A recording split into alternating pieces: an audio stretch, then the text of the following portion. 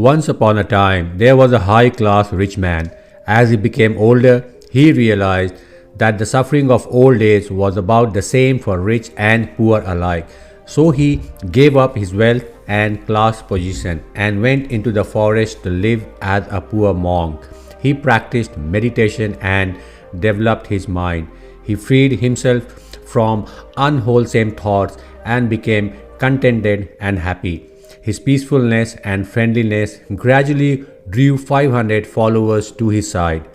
At that time, long ago, most monks usually looked pretty serious, but there was one monk who, even though he was quite dignified, always wore at least a little smile.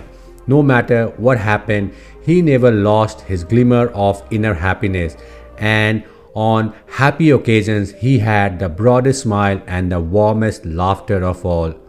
Sometimes monks as well as others would ask him why he was so happy that he always wore a smile.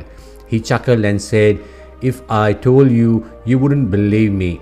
And if you thought I spoke a lie, it would be a dishonor to my master." The wise old master knew the source of the happiness that could not be wiped from his face. He made this happiest monk his number one assistant. One year after the rainy season, the old monk and his 500 followers went to the city. The king permitted them to live in his pleasure garden for the springtime. The king was a good man who took his responsibilities as ruler seriously. He tried to protect the people from danger and to increase their prosperity and welfare. He always had to worry about neighboring kings, some of whom were unfriendly and very threatening. He often had to make peace between his own rival ministers of state. Sometimes his wives for his attention and for the advancement of their sons. Occasionally, a dissatisfied subject even threatened the life of the king himself. And of course, he had to worry constantly about the finances of the kingdom.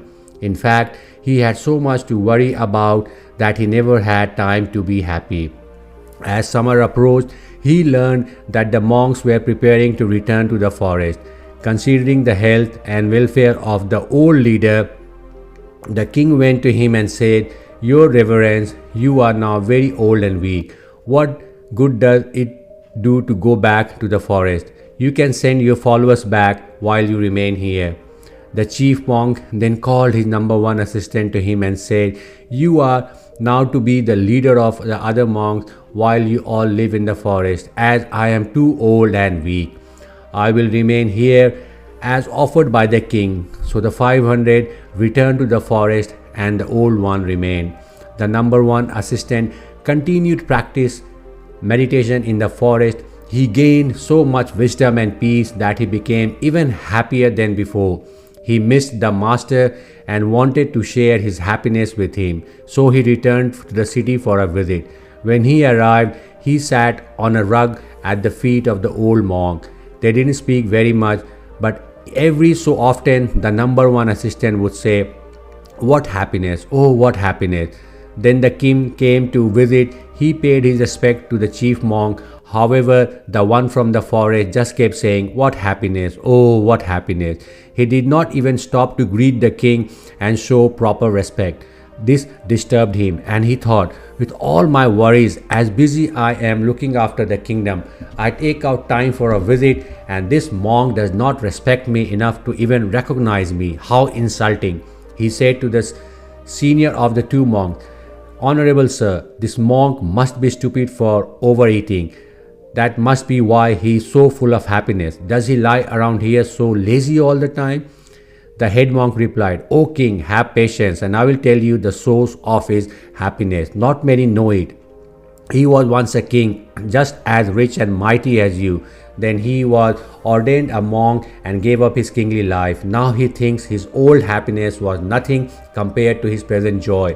He used to be surrounded by armed men who guarded and protect him. Now sitting alone in the forest with nothing to fear, he has no need for armed guard. He has given up the burden of worrying about wealth that has to be protected. Instead, free of the worry of wealth and the fear of power, his wisdom protects himself and others.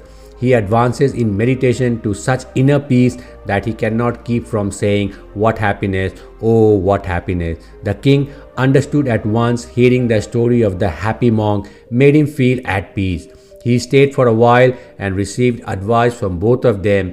Then he honored them and returned to the palace.